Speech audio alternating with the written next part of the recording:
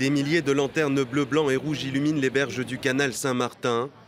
Et autant de messages en hommage aux 130 personnes tuées dans les attentats du 13 novembre. L'initiative a été prise par les commerçants du quartier. Un an après l'attaque, l'émotion est toujours aussi vive à Paris. C'est important, à la fois pour les personnes décédées, c'est une sorte de cérémonie funéraire, et aussi pour manifester qu'on n'oublie pas. Tout au long de la journée, les hommages se sont multipliés dans la capitale, ici devant le Bataclan, où 90 personnes ont été tuées lors d'un concert.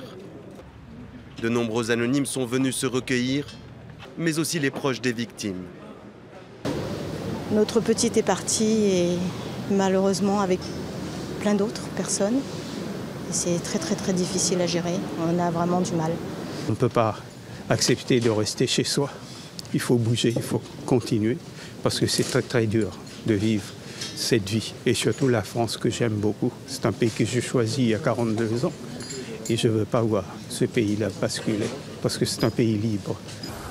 Sur la place de la République, devenue l'an dernier le principal lieu de recueillement, des centaines de personnes se sont rassemblées en solidarité avec les victimes. Certains ont fait une chaîne humaine, d'autres ont chanté ou juste déposé des fleurs et des bougies. Tous veulent oublier les attentats, mais le souvenir est encore bien présent. C'est très pesant, il n'y a pas de bruit. Enfin, c'est vraiment, on n'a pas du tout l'impression d'être dans Paris. Enfin, on est vraiment dans un autre monde, quoi. C'est très lourd comme ambiance. Une messe s'est aussi tenue à la cathédrale Notre-Dame dans la soirée, en présence de l'archevêque de Paris et de plusieurs personnalités politiques.